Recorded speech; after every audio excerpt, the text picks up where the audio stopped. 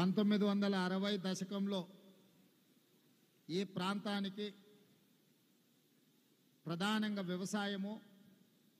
వ్యవసాయంలో ద్రాక్ష తోటల్ని ఈ ప్రాంత రైతులకు ఒక కొత్త వంగడాలను పరిచయం చేస్తూ ఆనాడు కొంచెం ఊరికి ఎడంగా ఉన్న కొంపెల్లి ప్రాంతం ఒక గ్రామంగా ఉండేది. కానీ వందలాది మంది రాజులు వచ్చి ఆ ప్రాంతంలో వ్యవసాయ రంగంలోనే కాదు వివిధ రంగాలలో పెట్టుబడులు పెట్టి రాణించడం వల్ల ఇవాళ కొంపల్లి గ్రామం నుంచి ఒక పెద్ద నగరంగా విస్తరించి హైదరాబాదు నిర్మాణంలో, హైదరాబాద్ అభివృద్ధిలో పెద్ద ఎత్తున దేశానికే ఆదర్శంగా నిలబడ్డ సత్యం రామలింగరాజు కుటుంబం నుంచి మొదలు పెడితే చాలామంది సిరీస్ కావచ్చు, ఎన్సిసి కావచ్చు, ఫార్మా రంగంలో కానీ, వైద్య రంగంలో కానీ, విద్యా రంగంలో కానీ, మీడియాలో కూడా మొదట మాటివి మొదలుపెట్టింది రాజులే అన్న సంగతి ఈ సందర్భంగా మనం గుర్తు చేసుకోవాలి.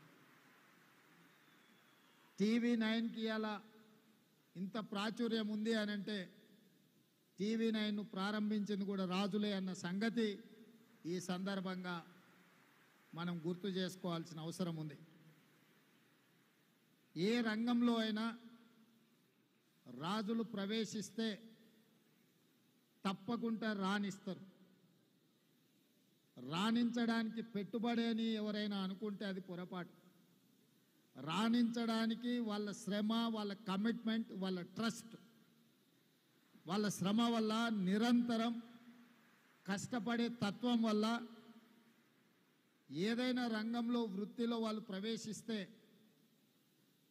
వాళ్ళని నమ్మవచ్చు అని సమాజానికి ఉన్న ఒక నమ్మకమే వాళ్ళ రాణింపుకు, వాళ్ళ ఎదుగుదలకు కారణం అని చెప్పి నేను ఖచ్చితంగా చెప్పగలను. సినీ రంగం గురించి చెప్పాలి అంటే కృష్ణంరాజు గారి పేరు ప్రస్తావించకుండా సినిమా రంగంని మనం ప్రస్తావించలేం. తర్వాతి తరంలో టాలీవుడ్ నుంచి బాలీవుడ్ వరకు రాణించింది రామ్ గోపాల్ వర్మ గారు. నాకు అత్యంత మంచి మిత్రుడు. అదేవిధంగా ఈరోజు హాలీవుడ్తో పోటీ పడగలిగిన, టాలీవుడ్ బాలీవుడ్ దాటి హాలీవుడ్తోనే పోటీ పడగలిగిన బాహుబలి ఇవాళ రాణించింది అని అంటే ప్రభాస్ లేకుండా ఆ పాత్రను ఊహించలేము.